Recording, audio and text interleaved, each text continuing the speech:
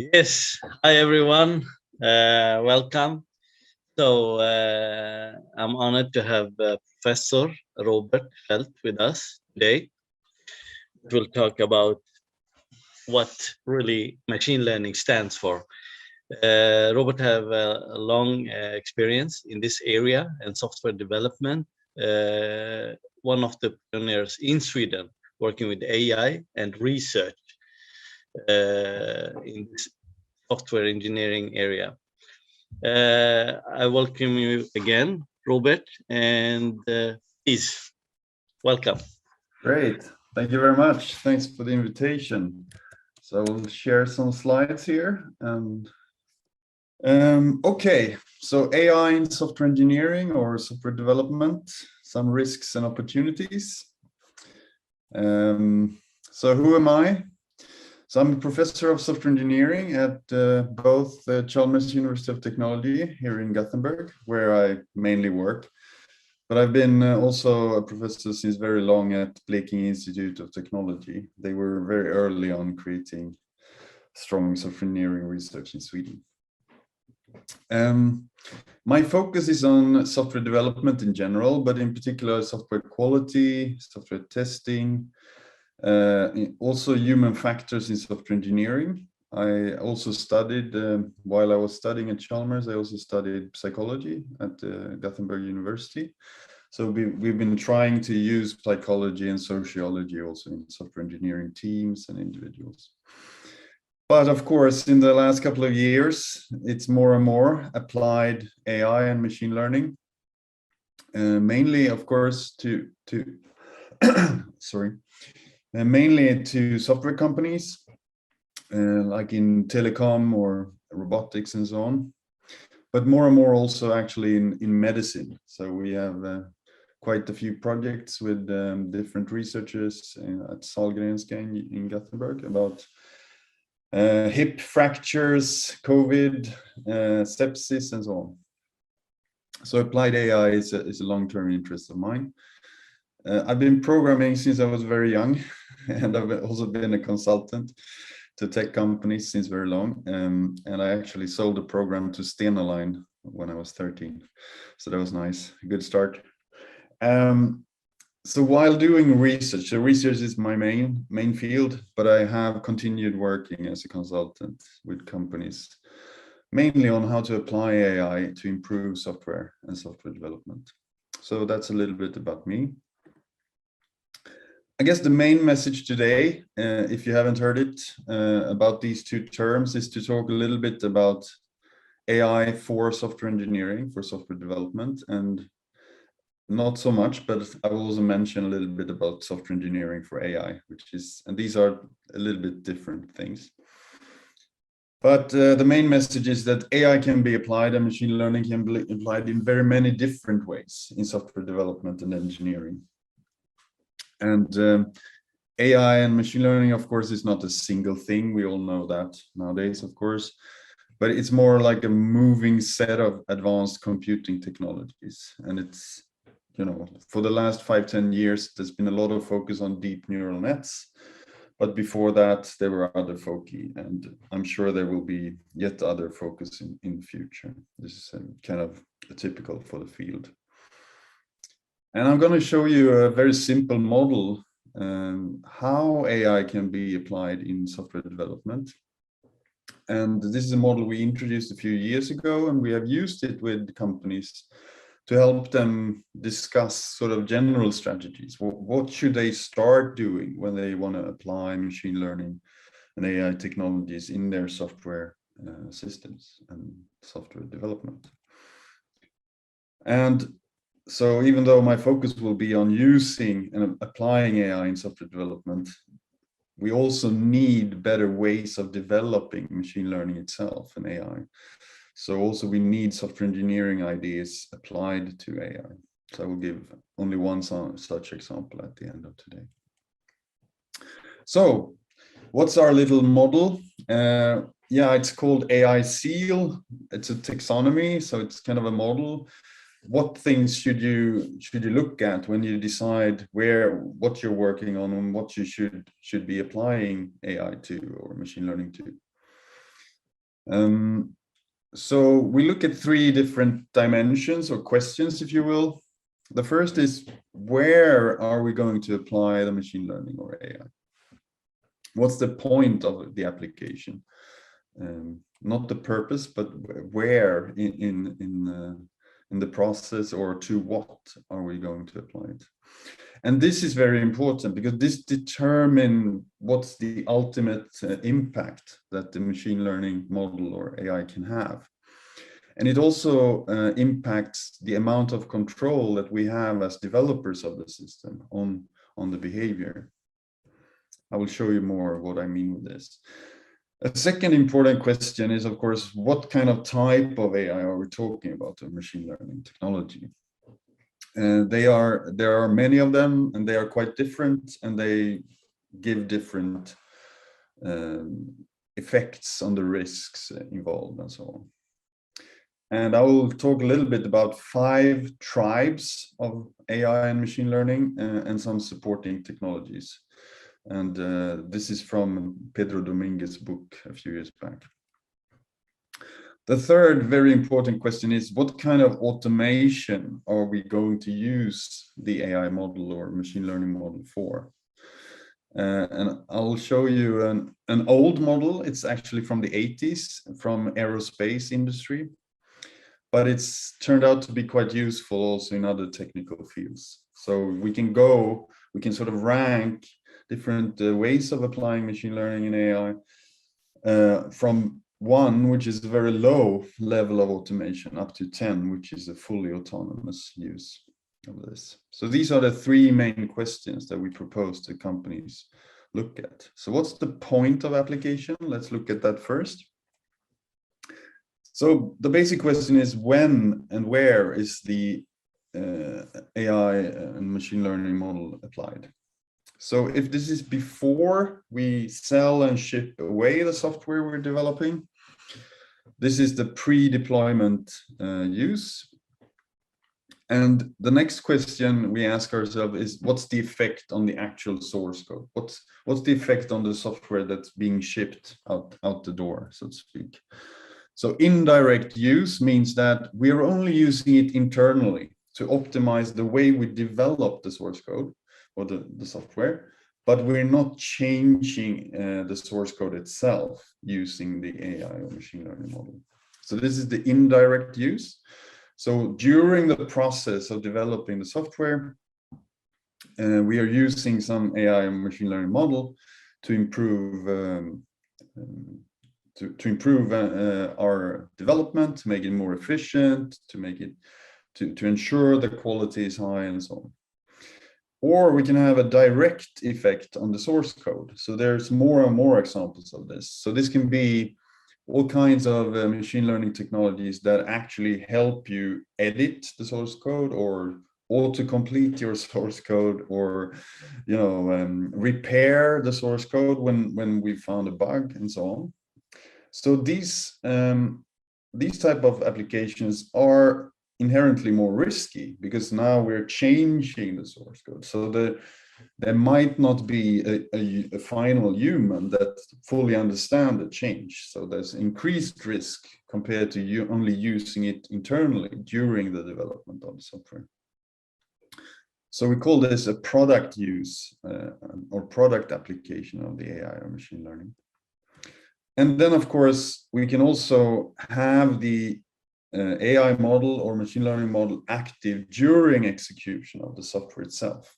And of course, there can be many subcategories to this, but we call this in general a runtime use or runtime application of the machine learning model. And this is, of course, much more risky because now we actually have something which is maybe even online learning and adapting and updating itself potentially in the long run. So we can understand that these 3 main types or points where we can apply AI have very different risks and also different opportunities, of course. I mean, higher risk, often more to gain, right? The type of AI technology, well, I mean, it's very hard to even define what is AI and machine learning. So sometimes it's much better to just have a very flexible definition as the one proposed here. So how do we make computers do things which at the moment people do better?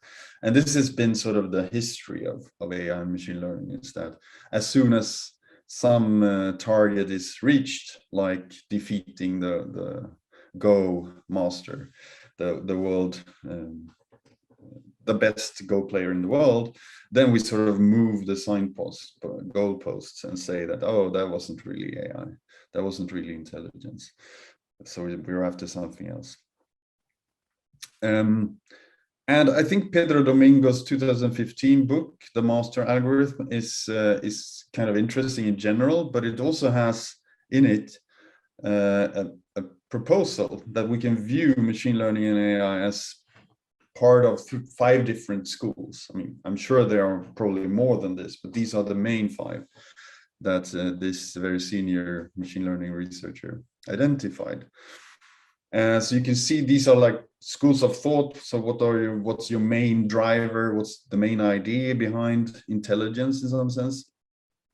And you can see that currently we are in the second one. That's the very dominant one. So connectionist. This means that we believe that by building complex models that somehow are mimicked on neuroscience, so neural nets, and using back propagation or some kind of gradient learning, we can optimize these models, and this can give us everything we want. But that's the current, dominant paradigm.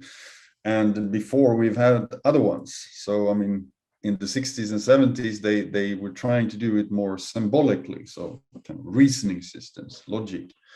And of course, in the 90s, when I did my PhD, there was a lot of talk about using evolutionary algorithm, genetic algorithms, and so on, even genetic programming, to program automatically, and using an evolutionary process to improve the program until it does what we want. But there are, of course, other schools of thought that are, I would say, the Bayesian school or tribe really affects present-day machine learning a lot. So I would say it's kind of a mix of connectionist and Bayesian, maybe. But you also have ideas like analogizers, which try to find similar situations in the past and extrapolate to the predict to the future based on those examples. So things like kernel machines and so on. So this, this is just one way of looking at different AI technology, and they might behave a little bit differently. And currently we focus a lot on the connectionist model, of course, but there are others. But we should also kind of admit that a lot of present-day machine learning is also more like an advanced statistics.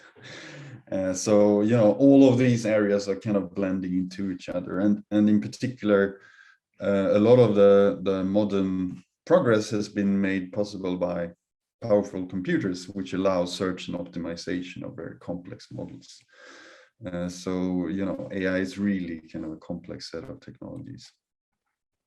And then the third factor in our model is the automation level. And if you haven't seen this 10-level scale, I really encourage you to think about that when you develop machine learning applications and models.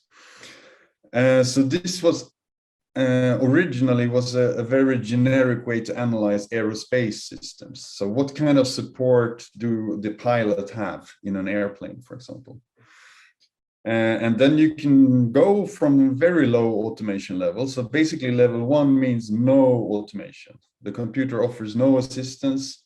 So the human must take all the decisions and actions themselves. So the computer is only used to kind of summarize sensors and show some information, but then it's fully up to the human operator.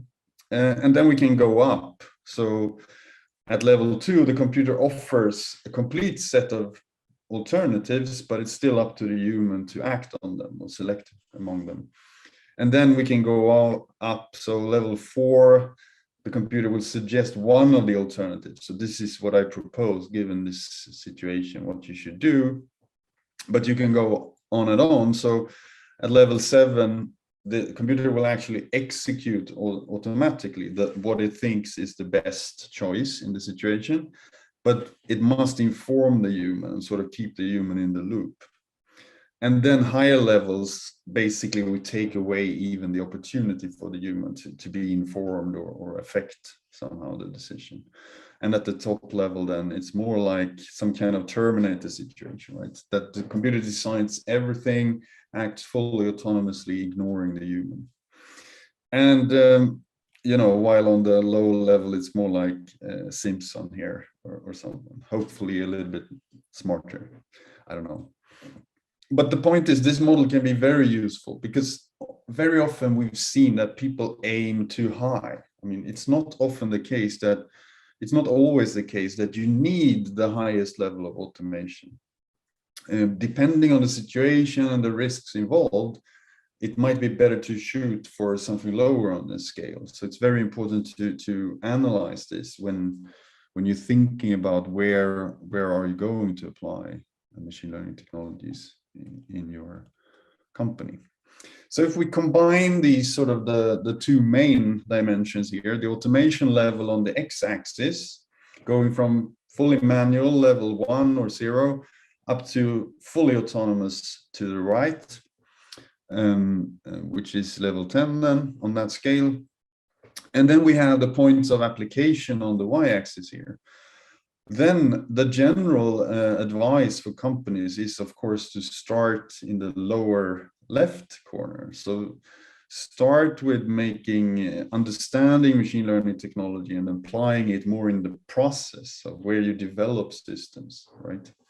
So can you improve the testing? Can you improve the development? But without directly affecting the source code that is being written and compiled and shipped.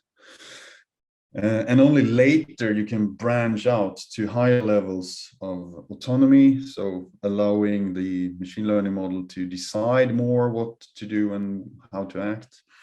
And only, you know, in the future, when you've built up a lot of expertise, can you then go to more runtime or product applications of the machine learning technique. So let's look at the 3 different examples of this from the research. Some of it has been applied more than others in industry. So at the process level, with fairly low levels of automation, I will talk about test optimization. For the product level, I'll talk a little bit about automated programming techniques. And then more on the runtime and more autonomous levels, I'll talk about testing of deep neural networks used in autonomous driving. Okay, so let's start with test optimization, the sort of less risky option, applying this in the process during development of software systems. So here we actually see on each row in this matrix, we see one test case, and this is very zoomed out. So there were very many test cases in this system. This is an industrial system in the telecom business. So each of the rows here are different test cases, going from the top one with green there down to the ones in the bottom, and then on the going to the right are increasing points in time. So basically you can think of this as every week or even every day, some of the test cases that we have to test this large industrial software system will be executed. So if they are executed, they will either become pass, meaning green here, or red, meaning a failure. And if it's white here, it means that this particular test case wasn't executed. So you can see here somewhere in the middle, we have this column with a lot of white.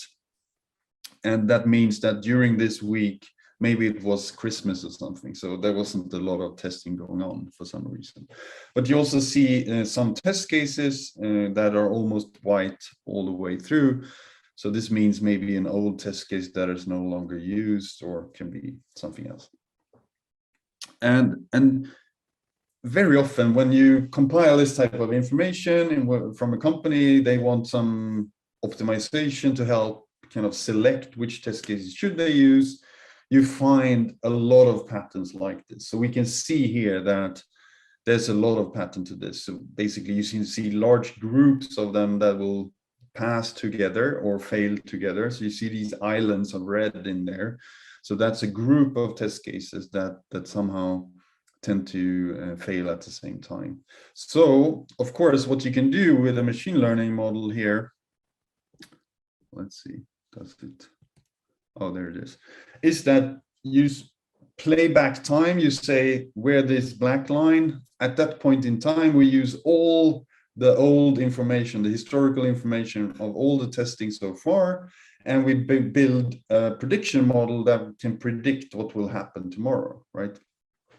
And then, of course, so we build that machine learning model, and then we play that forward. So we update the model with by adding more data, and in the end, at some point, we will test if the model is any good, right?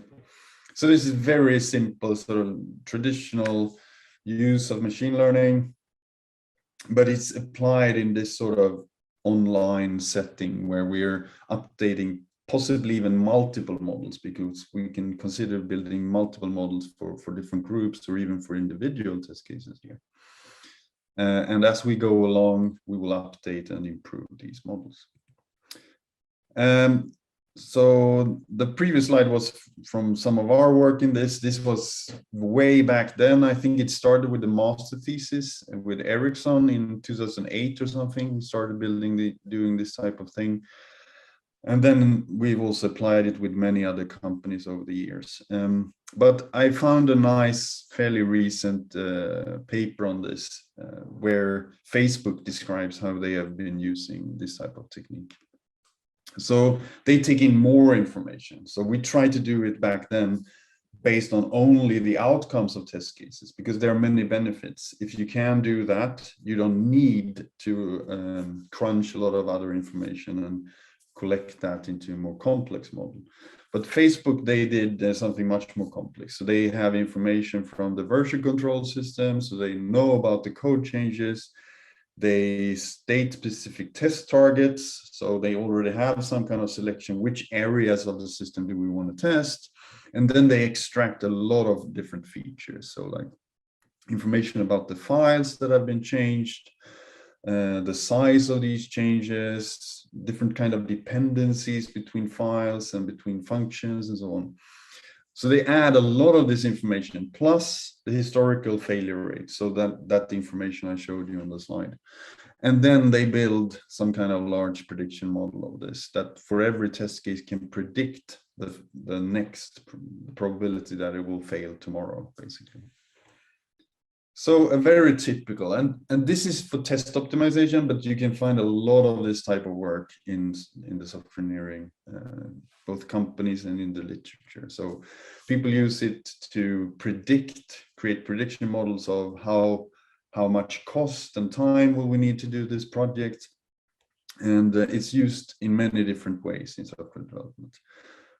And you know, the typical result that we saw already in 2010 or something like that is that by selecting between 10 and 25% of all the test cases that you have, you can find between 80 to 95% of all the failures. So you can sort of reduce the number of tests, the amount of testing you need to do by a factor of between 3 and 5. And still find almost all of the failing test cases that you would have if you run them all. And of course, before you deploy the software, you are going to run the full test suite. But in agile sort of ongoing development, you will want to make a smarter selection, because often the full test suite can take very long time to execute. I've worked with some telecom companies where they have maybe 50, 60,000 system test cases for one product, and running them all can take several months, right? So you have to be smarter about that. So, but this is typically what you see. And I think at Facebook, they were targeting like finding 95% of the failing test cases. So then they had to select about 23 or something like that. 25% of the test cases here. And here's a fairly recent master thesis that we did with, it was at Volvo, I think it was Volvo Cars, I don't think it was Volvo AB. So this was in 2019, one of my master thesis students.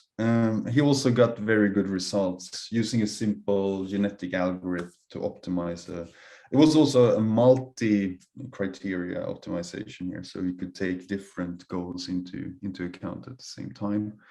And in this graph, you can see, I think this was also over weeks, so over 90 weeks or something here. And in blue, you see the initial sort of Volvo's internal results at the time. So they were sort of covering between 20, often around 40, 50% of the failures quickly. But with a simple, very simple model using very few input data and optimization and search on top of that, he could get that up to this range in the green there between 80 and 100%. So very good result with very simple machine learning ideas, so to speak. What have we learned from this type of application? So applying AI and machine learning in software engineering, software development, analytics, is that the quality of the data is more important than having an advanced machine learning model. So this is typically not how companies approach these things. They buy expensive systems or very advanced solutions and spend relatively little on the data quality. And this is not the way to go. You have to think about what kind of data do you have that is of high quality and that will be available easily also in the future. And do the data represent all or most of the important aspects? So this is one of the key first questions that we ask when we start working with a company. And I can give also an example from a totally different domain. When we started working with the infectious disease doctors in Östra sjukhuset in Gothenburg, on helping them improve sepsis diagnosis. So sepsis is blodförgiftning in Swedish, and that's a source of many deaths. It's on the top 5 or top 3 list, but it's fairly unknown that this is a cause. And it's also very hard to diagnose. And one of the things that, so what can you do? You can go there, you can collect all the data from their different systems, and you can make a prediction about a new patient coming into the ward, right?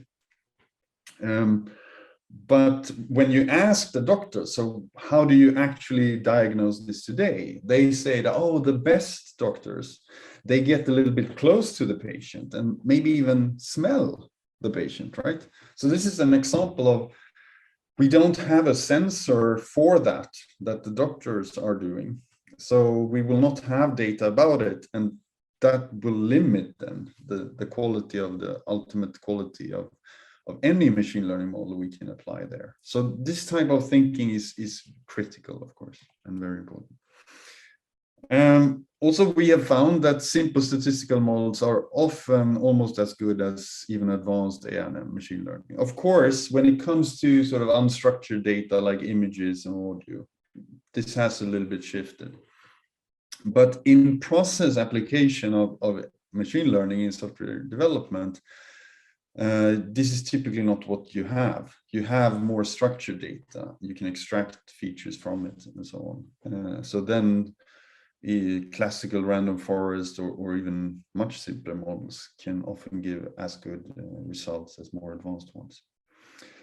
And in particular, if you consider that the data often is unreliable, even if you get a perfect data set at one point in time, it will not continually be updated. So the added benefit of having a very advanced non-linear model will not be so much, given that the data itself will be a limiting factor. So simple models often give at least 80 and often more % of the value for much less effort and compute and whatnot.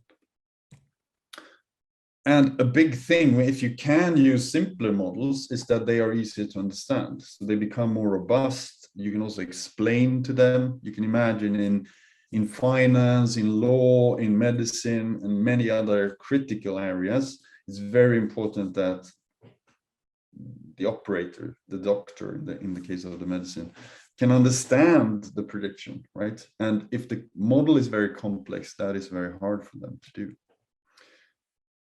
We have also found that even simple online learning of the algorithm is almost always worth it. It doesn't cost much. It actually leads to a more scalable solution rather than having a large batch training.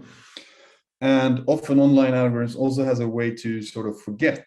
So you can you don't risk as much that it will be based on on information which is no longer up to date. So a lot of promise in using that type of solution.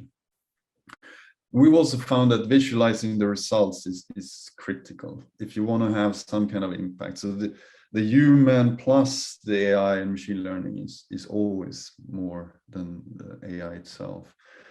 So it's not enough, you need to think about training the people. They need to understand things to change their behavior and so on. And very often, even if you have a well-functioning model, you kind of trip up on these other aspects, so you don't get the impact that you could have.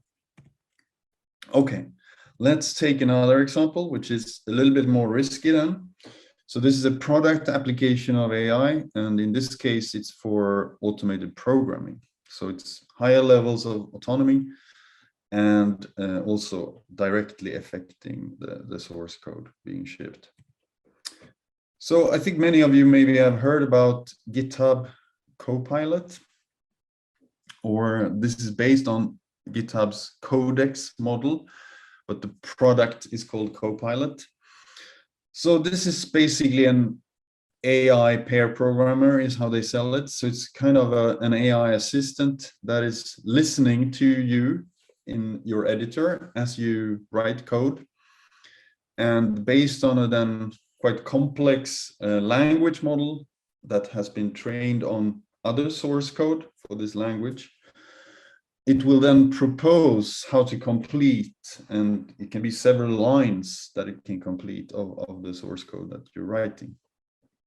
So this is very clearly a type of automated programming, and we can very clearly see some risks with that, right? I mean, let's say it pops up a 5-line piece of code, and you feel that, oh yeah, it looks pretty good. And then you go on, and there can be many risks with that, right? So it becomes extra important, of course, with code review, both by you and by others and so on.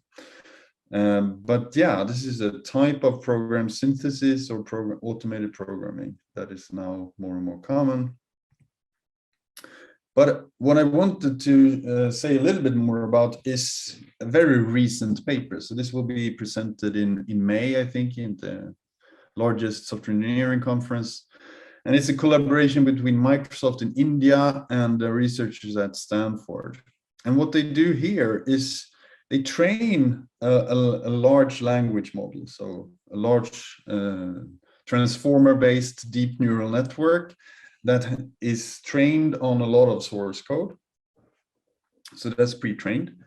But what they do here is that they also have information about the intention of the programmer that had written a certain piece of code. So what they want to do is to create a system that not only autocompletes when you write code, but where you can actually tell the model what you want to achieve. So you can give it a high-level natural language intent, what you want to achieve, and then it will analyze this, and it will use the pre-trained model to create source code that tries to do this, that you intend to do. So it's a much more complete automated programming package. It's not filling in the rest, it's actually creating from things you tell it or ask it for. And one thing which is quite interesting with this paper or study or system is that it can also learn iteratively from the user. So if the output from the system is not perfectly correct, you can sort of give further examples to help it refine the source code that it's creating. So here's a very small example. So the query given to the system is called Jigsaw. So the intent on the top row was to say that, okay, filter the rows of the data frame df, named df, where column A somehow mod 4 should equal 1 here. So you can see that, okay, it's some kind of intent, but it's, you know, it's not yet super advanced, at least not in this example. And a quite unique thing is that you can also provide examples, almost like a test case of what you want it to do. So here the user has said that given this input data table on the left there, the output should be like the one on the right there. So it's some kind of filtering operation. And then you can see below, well, it can list multiple different solutions, so you can pick from them. And in this case, there's only solution 1 that pass this particular test case, that example that you provided here. So what you can then do is you can add more examples or refine them in case you didn't find any of the right code and so on. So you can see here now that this is kind of one-liners or very short pieces of code for now, but we can, the architecture of this solution is something that can probably be improved and go further. Right, so that was automated programming, and we can directly see that, of course, the risks are much higher, right? Because in the end, we have to ensure that it is code that we stand by and that is doing what it should do. So this is, but it's much more risky than just having a process application where we just sort of improve the way we develop the software. So a little bit more time, if we have here, for the testing of autonomous driving car type of models. So of course we know that at Volvo and many other companies today, they are all developing autonomous driving functionality at different levels of automation, of course.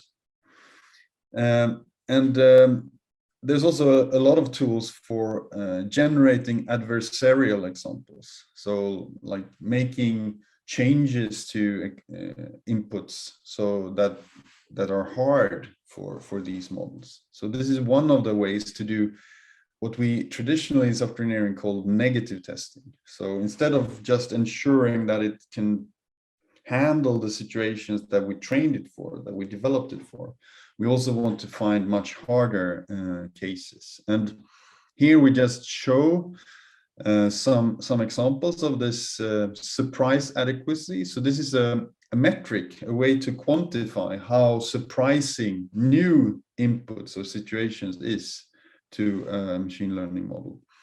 So you can see on top that if we use a very low value, if we have inputs that with a low value of LSA, it seems that these situations are very similar to the situation that we have trained typically an autonomous driving model on.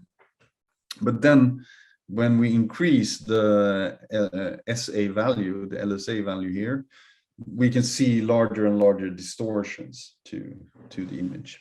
And in this case, of course, the task will be more unfamiliar to the model. And in this case, we only use a very simple one to show what would be done if you just warped and changed these images or video sequences. But this is a fully general way of quantifying how surprising is a new input given all the training that I've already had. And what we have found is that you need to find a log on a sweet spot, a trade-off between being too surprising or being not so surprising. So if you look to the left here on the slide, you have the training inputs in black, and the red ones are sort of normal test cases that we haven't trained the model on, but we supply them and to ensure that it behaves correctly, that it recognizes what's in the picture, for example. So this is one traditional way of testing things. So we try to find new inputs that we haven't trained on, and we see that it can handle that. But then we want to generate, or we want to select new inputs. If we use this scale given by the SA metric or distance down below, if we select ones that are too close, the network or the model tends to solve those very easily. But if we take too extreme, then we are not doing very cost efficient testing, because we're supplying sort of too extreme inputs to the model.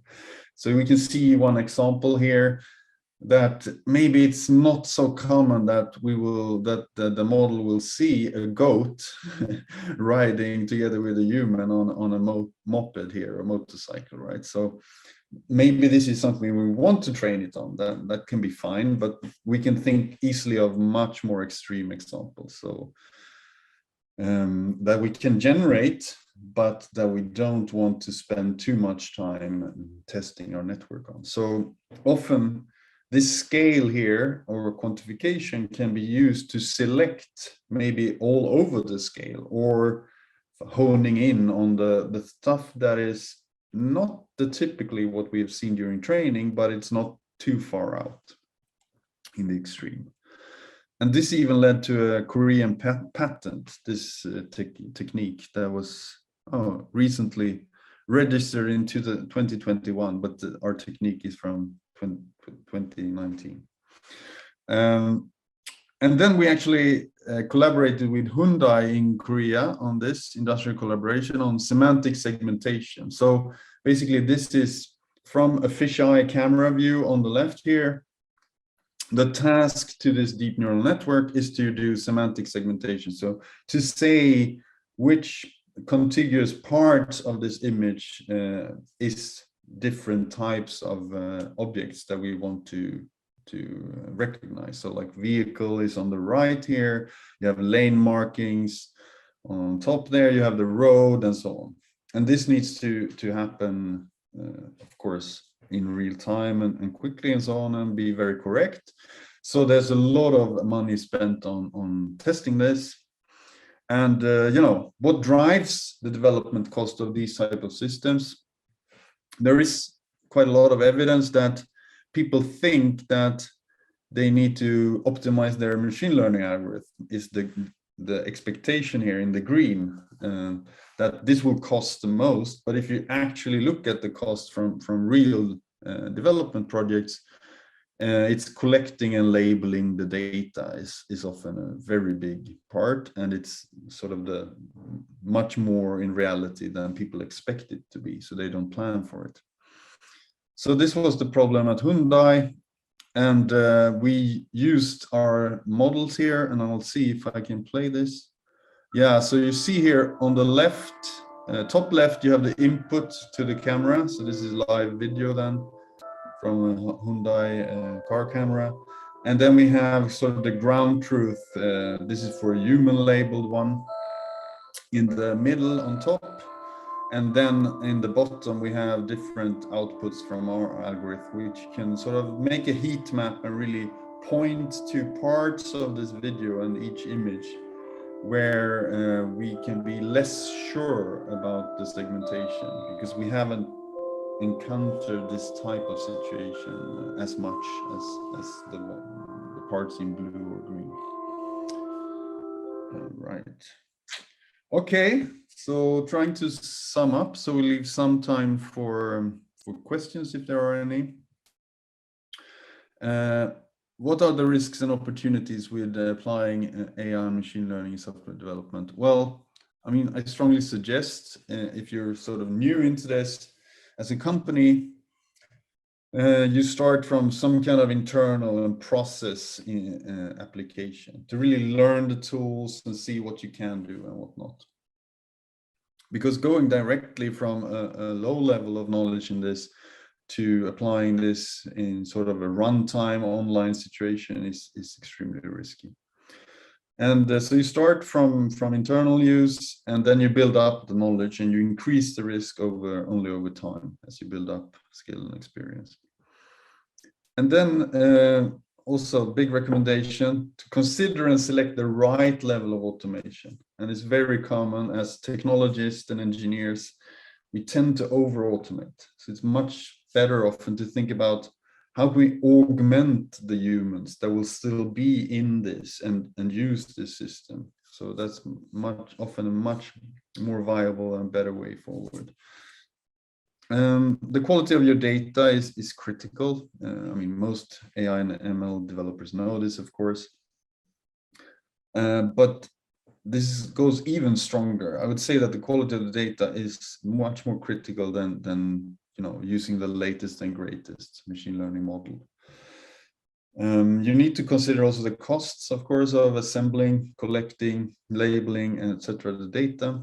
And given this, I think sort of the most state-of-the-art development in machine learning today is self-supervised learning. So can we overcome the labeling costs by creating models and training them without having to label? So the idea is to label only a very small part of the total set of data. So the model would learn most of it, what it needs to know, just by finding patterns and connections in the type of data that it needs to classify. And then you add a little bit of labeled data or particular questions that you have to the model after that, on top of that. We've also found that online algorithms are almost always worth it, but it is a very different mindset, and many engineers today, even data engineers and scientists, aren't trained so much in this. They are thinking in a batch way. But for scalability, for keeping the model up to date, online algorithms are increasingly important. And then visualization is almost always needs to be there, because you want to augment, but the engineers also need to understand AI and what the AI is doing. The doctors need to understand the decision that the AI proposes and so on. And any AI model or system is not enough. People need training and understanding to change. So yeah, that concludes my talk. Thank you. So thank you very much, Robert. So we have some people online also. So if you have any questions, please put it in the chat. Yes. I have a question about the algorithm in machine learning. So I just passed some courses, and I had a little project in my master's thesis about machine learning and learning algorithm. My question is the improvement of the algorithm, the fundamental algorithm in machine learning. Is it fast, or is it just we have, for example, 30 fundamental algorithm of machine learning, and we try to improve the different models from them? So this is my question.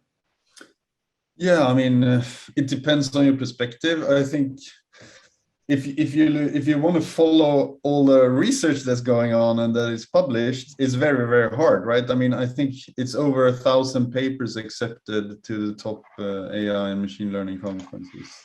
One of them per year, right? And there are several of them. There are probably like 4 or 5 that are considered the best. Yeah. And many of them have between 500 and 1,000 new studies. So it's very hard to keep up with. So you could say that, oh yeah, it's developing very fast. But if you look at, for example, Pedro Domingo's book, and you look at what are the main ideas that we're employing, that hasn't changed so much, right? I remember already in the 90s that deep neural nets, the idea of deep neural nets was already around, and we have been waiting for the compute power. So from my perspective, I think there are fairly few principles that are being newly developed. So yeah. I think with a good grounding in AI machine learning, you can quite quickly pick up the pace and get to the state of the art. Yeah. For example, if you compare with it's not comparable, but if we compare with the front-end technology, so it's every 6 months you have a new framework, you have a new platform. but Right. it doesn't happen in machine learning. Well, I mean, in some sense it happens, but I think since the focus is much more on having good data, right? I mean, I think it will be more important for companies to have a good data pipeline, understanding their data, and then they can apply, they can download and apply new stuff as it comes in. I think that will. Okay. Yeah. And another question, what's your recommendation for studying machine learning? Do you have a specific references for this, or is it, for example, it's enough to start with the Udemy courses, because there are a lot of courses in Udemy or Pluralsight? Mm-hmm. Or do you have any recommendation, any books?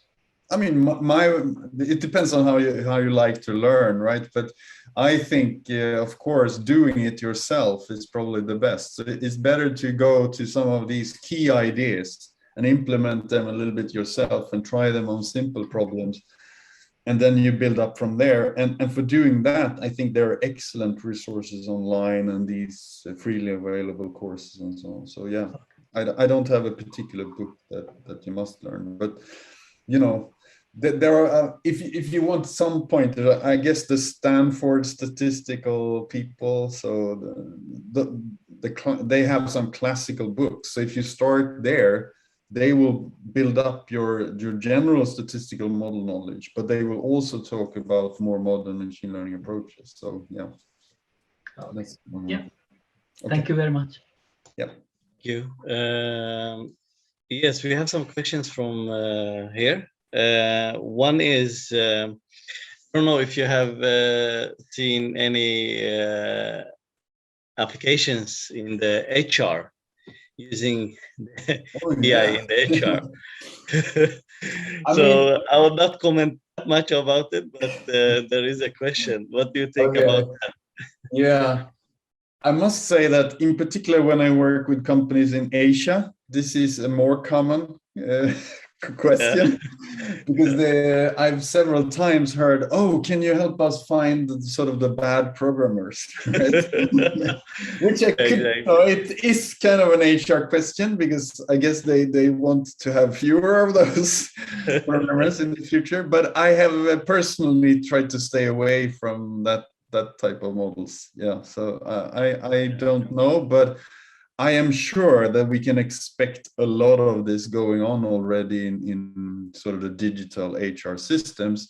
I would really question what's the value of that. I mean, there's so much research in this area, which is pretty bad, because it's kind of just based on the data that is available, not the data we would like to have, right? Exactly. So if you just take the data you have easily available, that there's no guarantee that this is relevant for the question that you have. So, if you look at this automated scheduling of people and so on, I mean, it's often super bad, because we don't have the data about, like, I maybe don't want to work together with someone else, and that's not in the data. So the schedule will be lousy, right? And there is another question, which I like very much. Okay. As a business developer or a startup company, it's easy that you need to do the administration, creating the business, etc. Is there any AI that is coming and doing this? Like all the canvas and the business model and everything. You just tell it, I want to start this business, and it will give you everything. Yeah, I would say that this type of, let's see, like being a controller, doing sort of a certain type of administrative work, this is of course the first things that these models will be applied to and be fairly good at. So I mean, everything that requires much more complex knowledge, creativity and so on, these will take longer, right? So the type of work which requires like collecting information and doing some simple transformation on it and entering it somewhere else, that is very likely to happen fairly soon, right? Yeah. I'm sure there are many startups doing this already, but I don't know so much about it. So for myself, I do have a lot of questions, but I will just keep one. When I started the research pretty early, it was 2000, and we did image analysis. As you know, the image analysis, you really did the analysis and the post analysis, all this kind of thing. You really knew every pixel what it does.